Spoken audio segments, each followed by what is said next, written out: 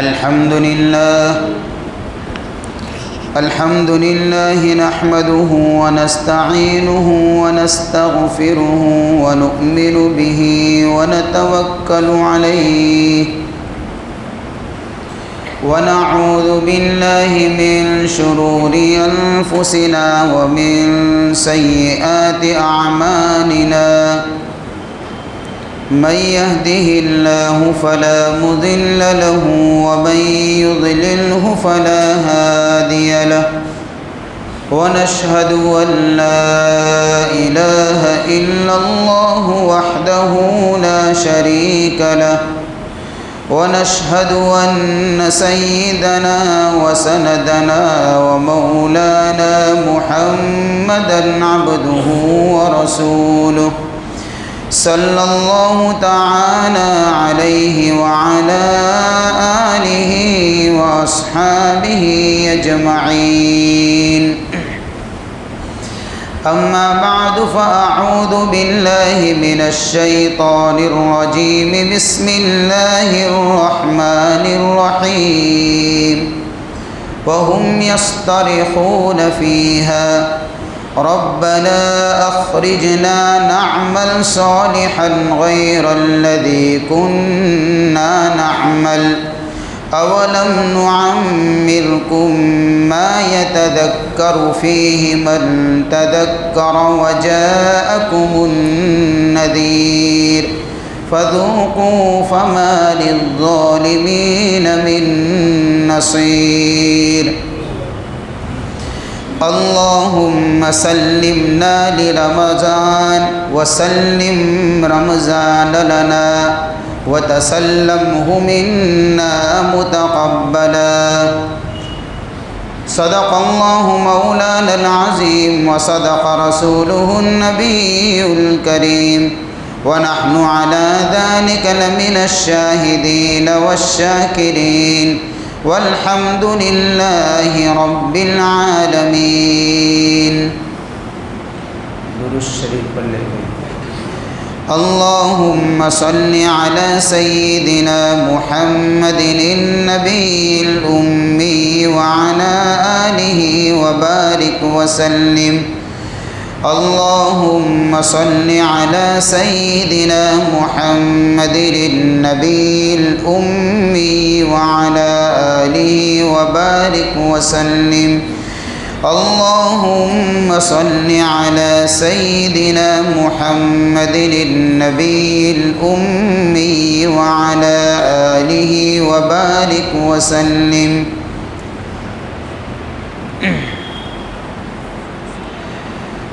قابل قدر محترم دوستوں اور بزرگوں،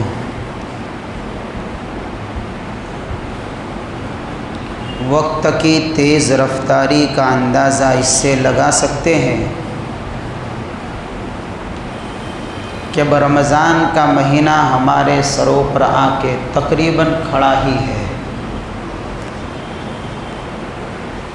لوگ جب آپس میں بات کرتے ہیں تو کہتے ہیں کہ بھئی پورا سال گزر گیا پتہ نہیں چلا۔ یہ ہم سنتے بھی ہیں اور بولتے بھی ہیں، اور حقیقت بھی یہی ہے۔ ایسا محسوس ہوتا ہے جیسے کہ ابھی تو وہ رمضان گزرا تھا کہ دوسرا رمضان آ گیا۔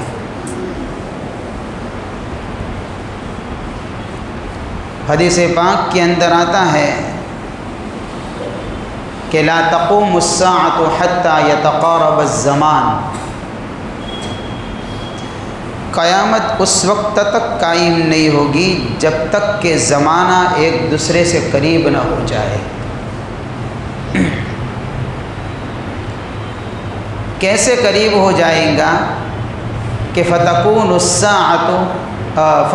السنۃ کالشہر، سال گزر جائے گا اور مہینے کی طرح لگے گا۔ والشہر کالجمعہ، مہینہ گزر جائے گا ہفتے کی طرح لگے گا۔ وتکون الجمعۃ کالیوم، ہفتہ گزر جائے گا دن گزرنے کی طرح لگے گا۔ وَيَكُونُ الْيَوْمُ كَالسَّاعَةِ، اور ہفتہ گزرے گا دن کی طرح لگے گا، اور دن گزر جائے گا گھنٹے کی طرح لگے گا، منٹوں کی طرح لگے گا۔ اور وَتَكُونُ السَّاعَةُ كَالظَّرْمَةِ بِالنَّارِ، یہ منٹیں اور یہ گھنٹے گزر جائیں گے آگ کے چنگاری کے مانند گزر جائیں گے، آدمی کو احساس نہیں ہوگا، پتہ نہیں ہوگا۔ اس کا حقیقی ظہور تو قرب قیامت میں ہوگا کہ وقت کتنی تیزی سے گزرتا ہے۔ علماء نے اس حدیث کے بہت سارے مطالب بیان فرمائے ہیں کہ زمانہ قریب ہو جائے گا، اس کا مطلب کیا ہے؟ اس کا ایک مطلب تو یہ بیان کیا ہے کہ دنیا اور آخرت یہ دونوں زمانے ایک دوسرے سے قریب ہو جائیں گے، اور واقعی بات بھی ایسی ہے کہ اب دنیا کا زمانہ آخرت سے قریب ہو رہا ہے۔ دوسرا ایک مطلب یہ بھی بیان کیا ہے کہ زمانہ قریب ہو جائے گا، مطلب یہ ہے کہ لوگوں کی عمریں کم ہو جائے گی۔ پہلے زمانے میں لوگ 100 سال جی لیتے تھے تو کوئی بڑی بات نہیں تھی، اور گویا کہ ایک عام چیز تھی یہ کہ بھئی کسی کو 100 سال کی عمر ملی، 100 سے بھی زائد ملا کرتی تھی۔ اور ابھی تو عمریں لوگوں کی اتنی چھوٹی ہو گئی کہ اگر کوئی 100 سال تک پہنچتا ہے تو اخبار اس خبر کو چھاپتا ہے کہ بھئی اس نے 100 سال کی زندگی پائی، اس لیے کہ اب بیچارے لوگوں کی عمریں اتنی کم ہو گئی کہ 60 اور 70 سال کے اندر تو یوں سمجھیے کہ پھر سب کچھ معاملہ نمٹ جاتا ہے۔ تو حدیث پاک کے اندر ہے حتیٰ یتقارب الزمان، زمانہ قریب ہو جائے گا، یعنی لوگوں کی عمریں کم ہو جائے گی۔ ایک دوسرا مطلب یہ بھی بیان کیا ہے کہ زمانہ قریب ہو جائے گا، مطلب یہ ہے کہ لوگ وقت کے گزرنے کے احساس سے پتہ ہی نہیں چلے گا، لوگوں کو وقت گزرے گا۔ جیسے ہم ہیں ابھی کہ سال گزر گیا، آدمی کو احساس نہیں ہوا، پتہ نہیں چلتا کہ پورا سال گزر گیا، ابھی رمضان کے روزے رکھے تھے کہ دوسرا رمضان آ گئے۔ اپنے چرچے میں بھی اس بات کو ہم لیتے، اپنے آپس کی باتوں کے اندر بھی اس بات کا تذکرہ کرتے ہیں، اور واقعی احساس ہے اس کا کہ صحیح بات ہے کہ اگلا رمضان گزرا، دوسرا رمضان آیا، آدمی کو پتہ تک نہیں چلا۔ کیا وجہ ہے اس کی؟ علماء نے اس حدیث کے ماتحت اس کی 2 وجہیں بیان کی ہے کہ آدمی کو وقت کے گزرنے کا احساس کب نہیں ہوتا اور کیوں پتہ نہیں چلتا کہ سال کے سال زندگی کے گزر جاتے آدمی کو پتہ نہیں چلتا ہے۔ اس کی ایک وجہ تو یہ بیان کی ہے کہ وقت میں سے برکت اٹھا لی جائے گی، اور برکت کے اٹھانے کی وجہ یہ ہوگی کہ لوگ اپنے اوقات کا استعمال غلط کریں گے،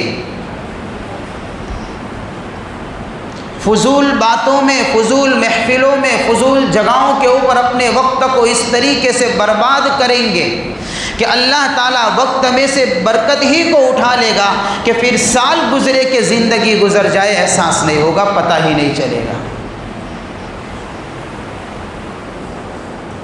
اور اگر آج اس وجہ کے اوپر غور کیا جائے تو یہی ہوتا ہے، بیکار وقت ہمارا اچھا خاصا لگ جاتا ہے۔ کوئی پوچھتا ہے اگر کسی کام کے لیے تو ہم بہانہ کرتے ہیں کہ وقت نہیں ہے، حقیقت یہ ہے کہ وقت تو ہے لیکن ہم وقت کو ضائع کر دیتے ہیں۔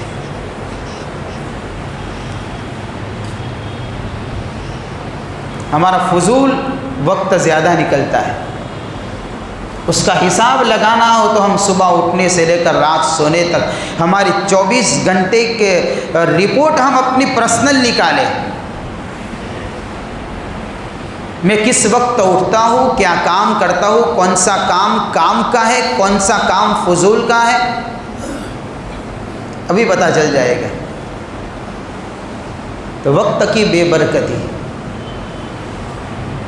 دوسری وجہ علماء نے یہ لکھی ہے کہ آدمی دنیا کی دولت اور دنیا کے پیچھے اس طریقے سے لوگ بھاگنے میں اور دوڑنے میں مشغول ہوں گے کہ اس دنیا کی مدہوشی اور دنیا کی رنگت نے ان کو اپنے اندر اس طریقے سے لے رکھا ہوگا کہ سال کے سال گزر جائیں گے، پتہ نہیں چلے گا، اور زندگیاں نکل جائے گی، احساس نہیں ہوگا۔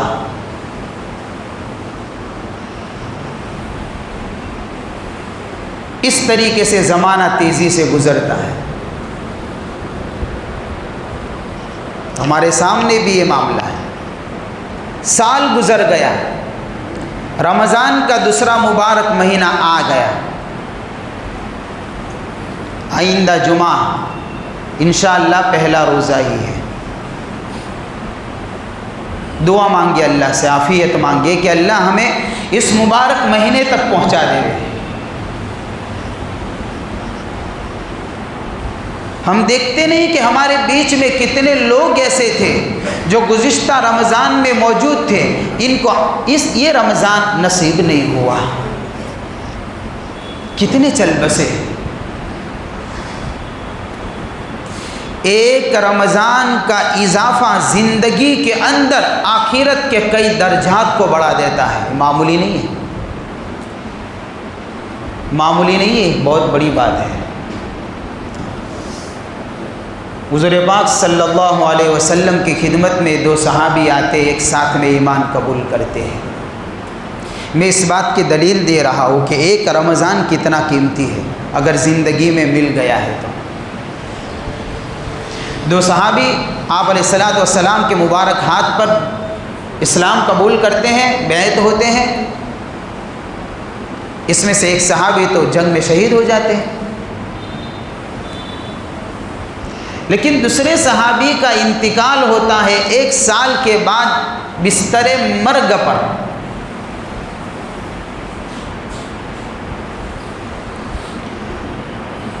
حضرت طلحہ بن عبید اللہ رضی اللہ تعالیٰ عنہ غالباً یہی صحابی ہے، وہ خواب دیکھتے ہیں۔ پھر اس کے بعد وہ خواب کے اندر کیا دیکھا انہوں نے کہ جو صحابی شہید ہو گئے ہیں ان کے مقابلے میں جو صحابی شہید نہیں ہوئے ہیں ان کا انتقال تو بستر پر ہوا ہے، پھر بھی جنت میں شہید سے پہلے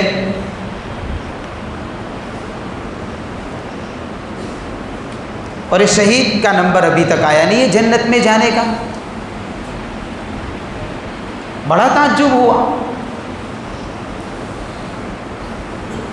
کہ شہید کا درجہ تو بہت بلند ہے، اس کا رتبہ تو بہت اونچا ہے، آخر یہ کیسے ہوا کہ جو شہید نہیں ہے وہ شہید سے پہلے بھی جنت میں چلے گئے؟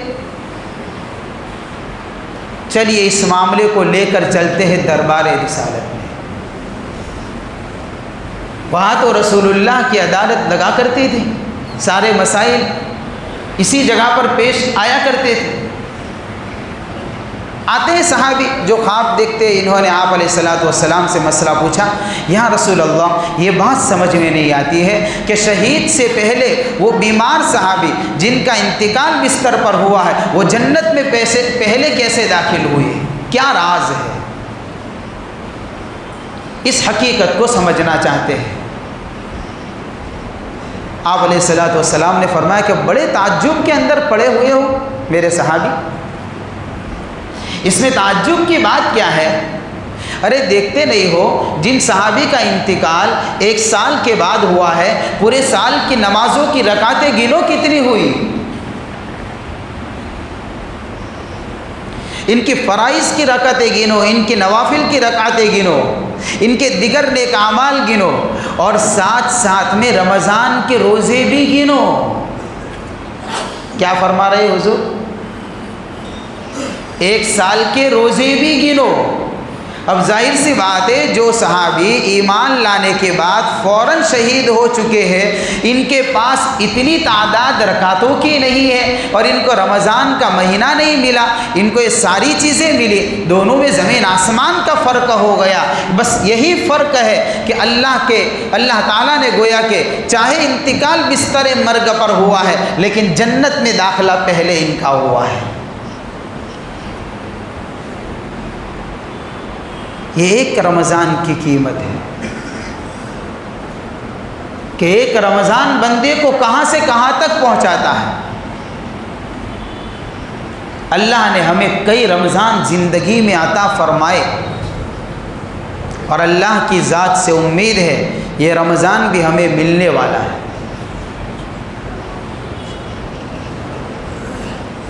اس لیے لوگ کہتے ہیں کہ رمضان سے پہلے رمضان کا استقبال ضروری ہے۔ وہ کیا استقبال ہے؟ تیاری ضروری ہے۔ کیا ہے؟ کھانے پینے کے اعتبار سے نہیں میرے بھائی، یہ کوئی تیاری نہیں ہے۔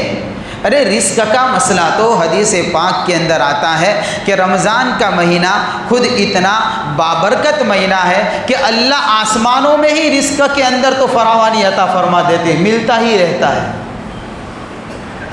یہ تو اللہ نے کہہ دیا ہے پہلے سے کہ رمضان کے اندر غیر رمضان میں جتنا ملتا تھا اس سے زیادہ ملے گا ہی، وہ تو حدیث کے اندر آیا ہے۔ لیکن پھر بھی ہماری تیاری کیسے ہوتی ہے؟ کھانے پینے کے اعتبار سے، اس کے ایک ایک لمحے کو کیسے گزارنا، ذہن کو اس کے لیے تیار کرنا، جسم اور باڈی کو اس کے لیے ایکٹیو کرنا، اپنے ٹائمنگ کا شیڈیول اس طریقے سے بچھانا کہ رمضان کی عبادت کے اندر کسی طرح کا کوئی ڈسٹرب نہ رہے اور اطمینان سے میرے رمضان کا ایک ایک لمحہ آسانی کے ساتھ میں، عافیت کے ساتھ میں اللہ کی عبادت میں گزر جائے۔ یہ اصل تیاری ہے۔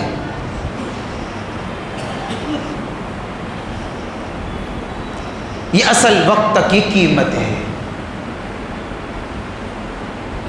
اس لیے کہ جب یہ قیمتی لمحات نکل جاتے ہیں تو پھر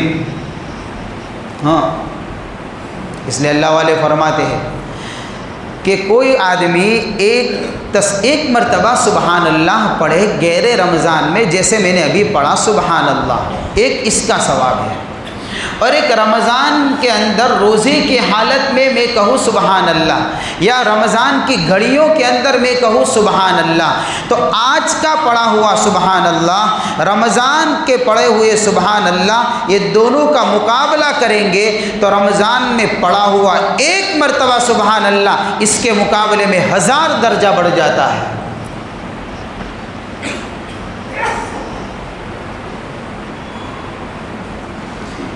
یعنی اتنا ثواب ملتا ہے رمضان میں ایک مرتبہ سبحان اللہ کہنے کا، جیسے کہ کوئی نے غیر رمضان میں بیٹھ کر 1000 مرتبہ سبحان اللہ کی تسبیح پڑھی ہو۔ ہم پڑھے 1000 مرتبہ کی تسبیح پڑھے، اس کے بعد وقت دیکھیں کتنا وقت لگے گا بھائی؟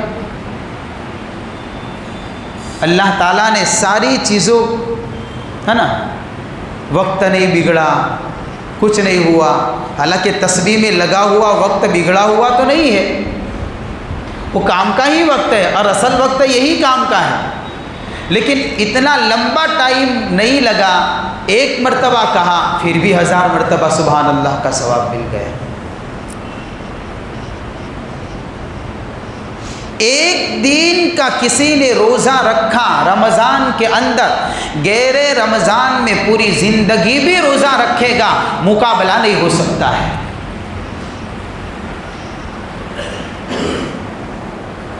یہ بات الگ ہے کہ روزہ ٹوٹنے کے اوپر بعض شکلوں میں قضا ہے، بعض شکلوں میں کفارہ ہے، یہ مسئلہ الگ ہے۔ کسی نے روزہ توڑ دیا تو اگر ایسی حالت میں توڑا ہے کہ جس کے اوپر کفارہ بھی لازم ہوتا ہے، تو روزے کا کفارہ ہے بھائی مسلسل 60 دن تک روزہ رکھنا، مسلسل 60 دن تک روزہ رکھنا پڑے گا۔ اگر بیچ میں کسی عذر کی وجہ سے ایک دن چھوٹا تو پھر 60 دن گننے پڑیں گے، کیونکہ اس نے اللہ کے حکم کو توڑا ہے بغیر کسی عذر کے۔ یہ مسائل بھی معلوم ہونے چاہیے ہمیں۔ رمضان سے پہلے رمضان کی تیاری میں یہ بات بھی داخل ہے کہ روزے کے مسائل سے واقف ہوئے ہم، کن چیزوں سے روزہ ٹوٹ جاتا ہے، کن چیزوں سے روزہ مکروہ ہو جاتا ہے، کن شکلوں کے اندر روزے کے توڑنے کے اوپر کفارہ لازم ہوتا ہے، کن شکلوں کے اندر اگر روزہ ٹوٹ گیا تو کفارہ نہیں ہے صرف قضا لازم ہوتی ہے۔ یہ بھی رمضان کی تیاری میں ہے، لیکن اگر مسائل کی روح سے ہم دیکھیں گے تو ہماری دین سے اور علم سے دوری کی حالت ایسی ہے کہ ہم روزہ تو رکھتے ہیں لیکن اس روزے کو مسائل کی روح سے کس طریقے سے مجھے پورا کرنا ہے مسائل کا علم نہیں ہوتا۔ اب کبھی کبھار ایسا کام کر بیٹھتا ہے بندہ کہ روزہ مکروہ ہو گیا، کبھی کبھار ایسے حالت ہو جاتی ہے۔ ابھی ساری چیزیں ہیں۔ تو خیر میں تو بات یہ کر رہا تھا کہ کفارہ الگ چیز ہے، لیکن اگر کوئی چاہے کہ میرے رمضان کا روزہ چھوٹ گیا تھا، میں نہیں رکھ پایا، لہذا اب زندگی بھر روزے رکھوں گا تو بھی ایک روزے کا مقابلہ نہیں کر سکے گا، کوئی رکھ بھی لیوے تو بھی نہیں ہوگا۔ یہ اس کے ایک روزے کی قیمت ہے، اس کی ایک ایک گھڑی اتنی قیمتی ہے جو اللہ ہمیں عطا فرما رہے ہیں۔ یہ مہمان ہے اللہ کا۔ رمضان کا مہینہ ہمارے پاس رب کا مہمان بن کر آتا ہے، اور ہم جانتے ہیں مہمانوں کا استقبال کس طریقے سے کیا جاتا ہے۔ جتنا بڑا مہمان ہوتا ہے اس کا استقبال اتنا اونچا ہوا کرتا ہے۔ ہمارے گھر پر کوئی ایسا بڑا آدمی آنے والا ہو یا شہر کے اندر کوئی بڑا مہمان آنے والا ہو، بعض مرتبہ مہمان اتنا بڑا ہوتا ہے کہ شہر کی گلیوں کو سجا دیا جاتا ہے، راستوں کو طرح طرح کی لائٹوں سے جگمگایا جاتا ہے۔ کیوں ہو رہا ہے کہ خاص مہمان آنے والا ہے، اور پورے شہر کے اندر ڈسپلن کا ماحول بنانے کی کوشش کی جاتی ہے۔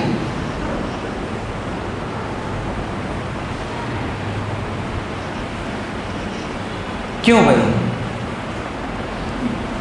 آدمی جتنا بڑا ہے استقبال اتنا بڑا ہے۔ یہ اللہ کا مہمان ہے جو اللہ نے رمضان کی شکل میں ہمیں عطا فرمایا ہے، اور یہ مہمان بہت سارے تحفے لے کر آ رہا ہے، خالی ہاتھ نہیں آ رہا ہے۔ اس مہمان کے ساتھ میں رب کی رحمتیں ہوگی، اس مہمان کے ساتھ میں رب کی برکتیں ہوگی، اس مہمان کے ساتھ میں اللہ کی سجائی ہوئی جنت کے انعامات ہوں گے۔ اس مہمان کے ساتھ میں ہم میں سے ہر ایک کے لیے مغفرت کا پروانہ ہوگا۔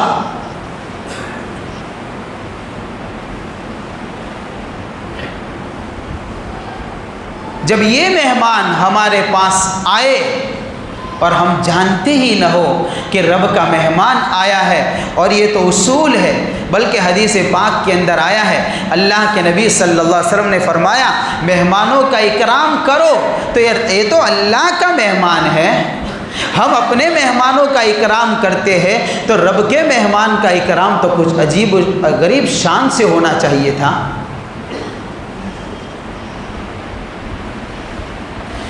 کیا یہ مہمان کا اکرام ہے کہ اس کے قیمتی لمحات کو رات کے اندر محفلوں میں گزار دیا جائے؟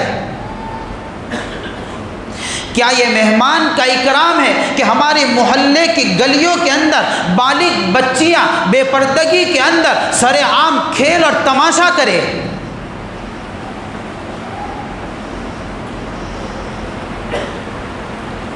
جا کر دیکھیں رمضان کے ماحول کو، ایسا لگتا ہے جیسے کوئی جلوس کا مہینہ آ چکا ہے۔ جوان جوان بچیاں تراویح کو چھوڑ کر گلیوں کے اندر کھیلنے میں مشغول ہو جاتی ہے، ماں باپ بولنے کے لیے تیار نہیں ہے۔ یہ اکرام ہے مہمان کا جو ہم کر رہے ہیں۔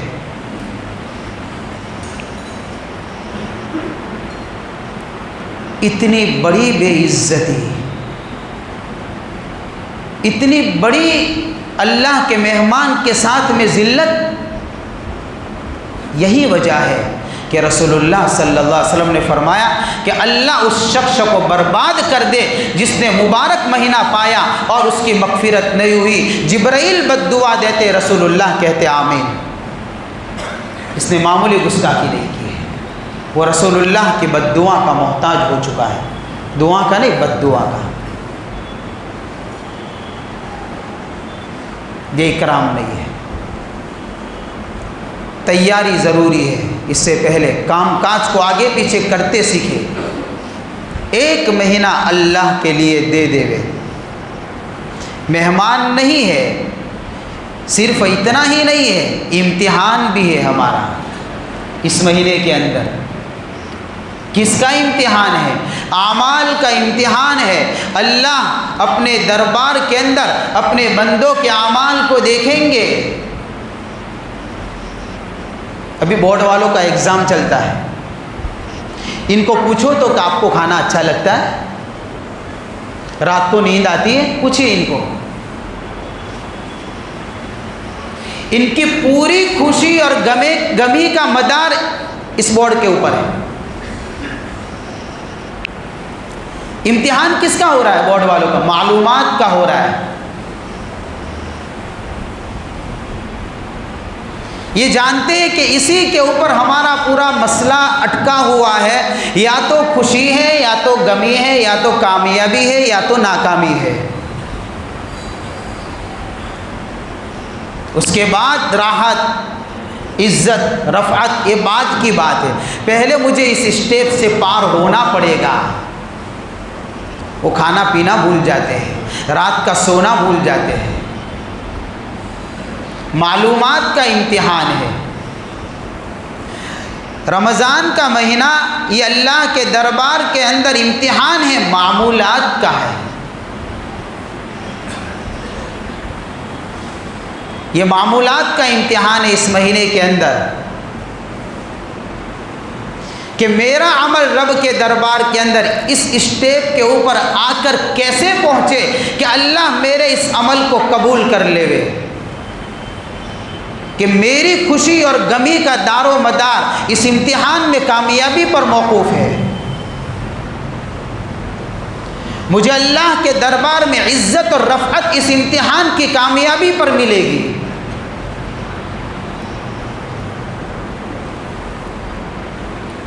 جو بندہ اپنے رمضان کے امتحان کو پاس کر دیتا ہے، اللہ اس کو ایسے ایسے انعامات سے نوازتا ہے، ایسے ایسے اکرام کرتا ہے۔ وہ روایت تو سنی ہوگی کہ اللہ رمضان آنے سے پہلے شروع ہی سال سے، یعنی رمضان جانے کے بعد ہی جنت کو سجانا اللہ شروع کر دیتا ہے۔ کیوں سجایا جاتا؟ آئندہ رمضان سے پہلے اللہ اپنی جنت کو سجا کے تیار کرتا ہے۔ ہاں، اس کے اوپر انعام ہے کہ پھر اللہ آخری دن فرشتوں سے اعلان کرواتا ہے کہ جاؤ گلی گلی کے اندر، کوچے کوچے کے اندر، راستے راستے کے اوپر کھڑے رہ کر کہہ دو ان روزہ داروں کی جماعت سے کہ اللہ نے ان کے لیے مغفرت کا فیصلہ کر دیا ہے۔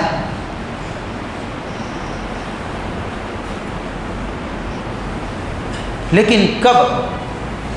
جو اس امتحان میں کامیاب ہو جائے۔ ہاں، اس لیے رمضان کو رمضانی نہ بنائیں، رمضان کو ربانی بنائیں۔ دونوں میں فرق ہے۔ رمضان رمضانی کیا مطلب؟ چاند دکھا تو عبادت ہوئی، چاند دکھا عید کا تو عبادت بھی گئی،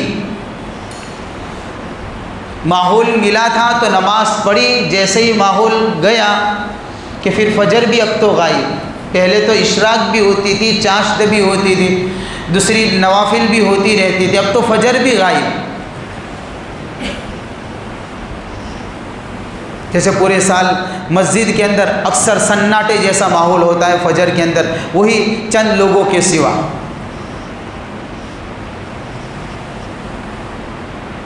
یہ ہمارا مہینہ رمضانی ہے، موقع ملا تو کام کیا۔ ربانی مہینہ بننا چاہیے، اور ربانی مہینے کا مطلب یہ ہے کہ جو عمل پکڑا زندگی پر کریں گے، یہ آتا ہی اسی لیے۔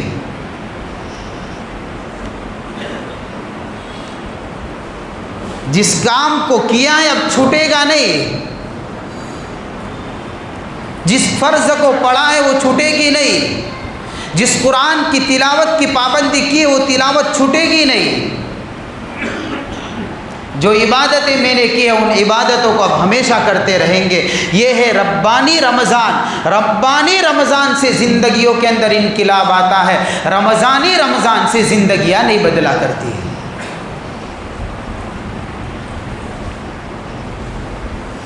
اس لیے رمضان ربانی ہونا چاہیے، رمضان رمضانی نہیں ہونا چاہیے۔ یہ اصل استقبال ہے رمضان کا۔ ایک خاص اہتمام یہ کرے، رمضان سے پہلے ہی گناہوں سے توبہ شروع کر دے، معافی مانگنا، استغفار کرنا۔ ہاں،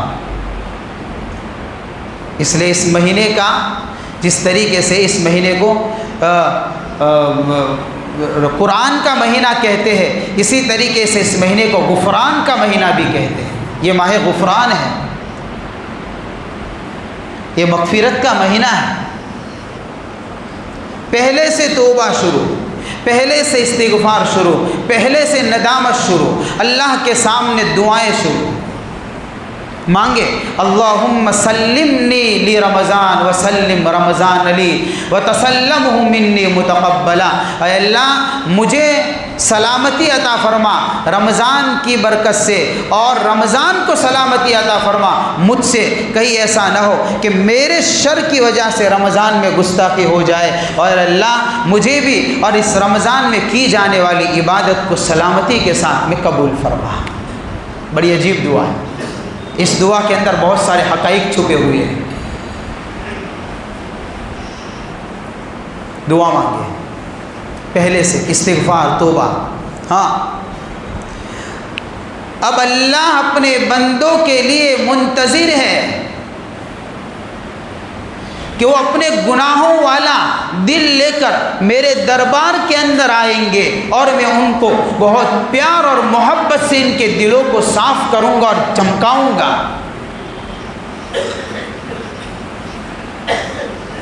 اللہ بھی اپنے بندے کا منتظر رہتا ہے۔ ہم نے دیکھا ہے چھوٹے بچے مٹی میں کھیلتے ہیں، کبھی برتن لے کر کھیلا کرتے ہیں، کھیلتے کھیلتے بچے کو بھوک لگتی ہے،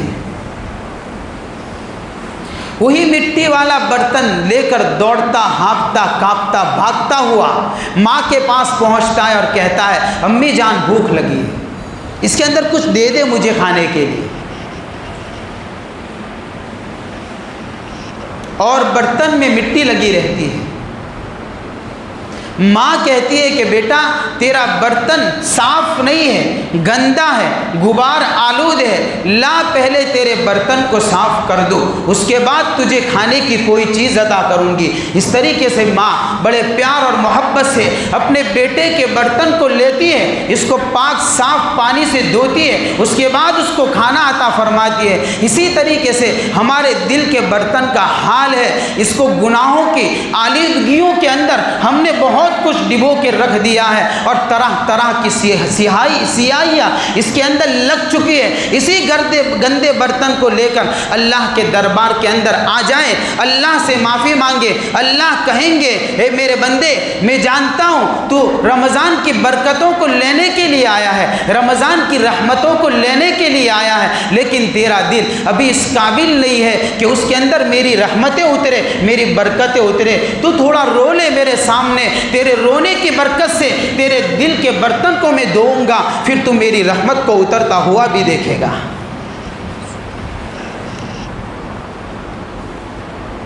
ہاں، ماہ غفران ہے، یہ رونے کا مہینہ ہے۔ ایک چھوٹا سا واقعہ سنا دو کہ اللہ کتنا کریم ہے۔ واقعہ بڑا لمبا ہے، مختصر سنا دیتا ہوں۔ حضرت حسن بصری رضی اللہ تعالیٰ عنہ، ان کے زمانے میں ایک نوجوان تھا، بڑا گنہگار، باپ کی پراپرٹی تھی، باپ کا انتقال ہو گیا، اس نے باپ سے وراثت میں ملی ہوئی جائیداد کو ناجائز جگہوں پر استعمال کرنا شروع کر دیا، شراب اور کباب کی مستی میں آ گیا، زانی بن گیا، چور بن گیا، ڈاکو بن گیا۔ ماں بڑی نیک تھی اس نوجوان کی، ماں سمجھاتی ہے بیٹا یہ 4 دن کی چاندنی ہے، اپنی جوانی پر ناز مت کر، اللہ کا ڈر پیدا کر، اللہ کا خوف پیدا کر، تو اپنی زندگی کے رخ کو بدل دے۔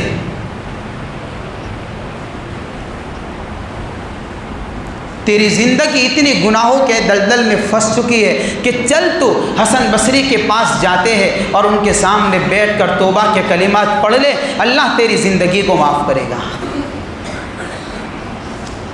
لیکن بیٹا ماننے کے لیے تیار نہیں تھا۔ ماں کے سمجھانے کے باوجود بھی بیٹے نے ایک نہ مانی۔ آخرکار کبھی کبھار اللہ جب کسی یعنی کہ بندوں کے سمجھانے سے بندہ سمجھتا رہی ہے تو پھر اللہ اپنی خفیہ تدبیر کرتا ہے تاکہ اس کی زندگی کو بدلے۔ اللہ یہ غیبی نظام ہوتا ہے اللہ کا۔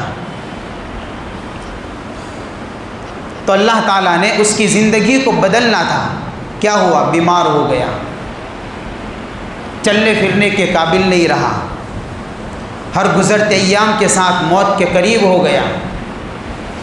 اب اس کو احساس ہو رہا ہے، اب اس کو افسوس ہو رہا ہے کہ میری ماں کی نصیحتیں بڑی عجیب تھی، اب کیا کروں؟ اب میں تو چارپائی پر پڑا ہوا ہوں، نہ چلنے کے قابل ہوں، نہ پھرنے کے قابل ہوں، نہ میں توبہ کے قابل رہا، میری زندگی کے قیمتی لمحات کو برباد کر دیا۔ ایک مرتبہ تڑپ کر اس نے ماں سے کہا کہ امی جان، تو نے جس حسن بصری کا نام بار بار میرے سامنے لیا ہے، تو چلی جا، ابھی ان کو بلا کر لا، میری بے بسی کو ان کے سامنے بیان کر اور کہہ کہ اب تو میں چلنے کے قابل نہیں ہوں، آپ چلنے کے قابل ہیں، آ جائیے میری توبہ کروا دے، میں اللہ کے سامنے توبہ مانگ کر حاضر ہونا چاہتا ہوں۔ ماں کا دل تھا، تڑپتی ہوئی، ہانپتی ہوئی، کانپتی ہوئی حسن بصری کی خدمت میں پہنچتی ہے۔ حسن بصری کہتے ہیں کہ وقت نہیں، ابھی تو نہیں آ سکتا ہوں۔ ماں ڈر جاتی ہے، سہم جاتی ہے، اب کیا ہوگا؟ واپس آتی ہے اور بیٹے سے کہتے ہیں بیٹا تیری بدنصیبی، اب تو زمانے کے ولی نے اور بزرگ نے بھی تیرا ساتھ چھوڑ دیا ہے، تو اتنا متنفر بن گیا ہے، تیری زندگی گناہوں کے دلدل میں کچھ اس طریقے سے پھنس چکی ہے کہ اب اللہ والے بھی تیرے پاس آنے کے لیے تیار نہیں ہے، تجھ سے بڑا بدنصیب کوئی نہیں ہوگا۔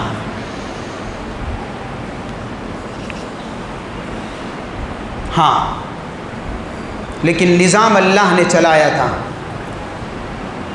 بیٹا سمجھ گیا کہ اب تو امید کی کرنیں ٹوٹ چکی ہے، اب کوئی ہاتھ پکڑنے کے لیے تیار نہیں ہے۔ اس نے اپنی ماں سے کہا امی جان میری 2 وصیتیں ہیں، قسم کھا کہ اس پر تو عمل کرے گی۔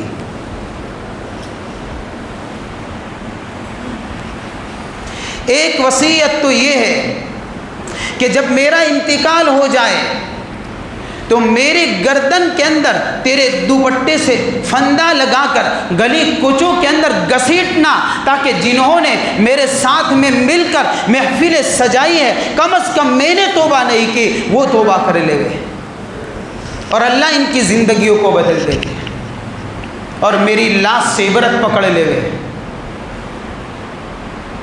یہ کام تجھے میری لاش کے ساتھ میں کرنا ہے۔ اور دوسرا کام یہ کرنا ہے، میں اتنا بڑا بد نصیب ہوں کہ مجھے مسلمانوں کے قبرستان میں مت دفنانا، کہیں ایسا نہ ہو اللہ کا عذاب جب مجھ پر اترے تو قبر والوں کو تکلیف ہوگی۔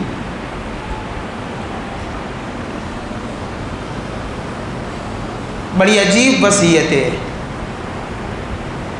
یہ کہہ کر روتا رہا، آنسو ٹپکاتے رہا، سکرات کے عالم میں آ گیا، اس حال میں روح پرواز کر گئی۔ پھر بھاگتی ہوئی ماں آتی ہے حسن بصری کے پاس اور کہتی ہے کہ حضرت اب تو اس بد نصیب کا انتقال ہو چکا ہے، آخر میں ایک گزارش ہے، آ کر جنازہ ہی پڑھا لیجئے، کہیں آپ کی برکت سے اللہ میرے بیٹے کی مغفرت کر دے گا۔ حسن بصری کچھ جلالی کیفیت میں تھے، کہتے ہیں کہ نہیں آ سکتا، وہ ابھی وقت نہیں ہے، تو نکل یہاں سے۔ پھر روتی ہوئی واپس آ جاتی ہے، بیٹے کی لاش کے پاس بیٹھ کر رونا شروع کر دیتی ہے، کفن دفن کے انتظام میں لگ جاتی ہے۔ تھوڑی دیر گزرتی ہے، حسن بصری دوڑتے ہوئے آتے ہیں، دروازہ کھٹکھٹاتے ہیں، اندر سے یہ بڑھیا دروازہ کھولتی ہے، دیکھتی ہے، چونک جاتی ہے، ارے حضرت میں تو آپ کو بلانے کے لیے ابھی آئی تھی، آپ آئے نہیں تھے، آخر کیا وجہ بنی کہ آپ پھر سامنے سے آئے ہیں؟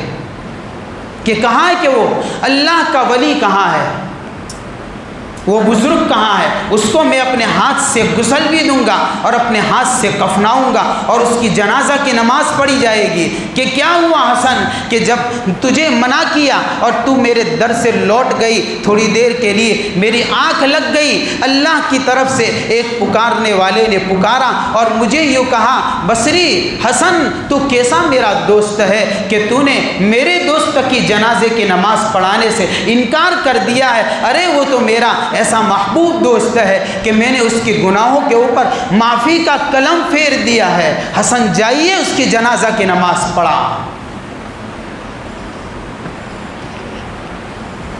رب منتظر ہوتا ہے۔ اس لیے میرے بھائیو، یہ استقبال رمضان کا مطلب یہ ہے، زندگیوں کو بدلے، اپنے آپ کو ایکٹیو رکھیں، عبادت کے لمحات کو قیمتی سے قیمتی بنانے کی کوشش کرے۔ اللہ تعالیٰ عمل کی توفیق عطا فرمائے۔ وآخر دعوانا ان الحمد للہ رب العالمین۔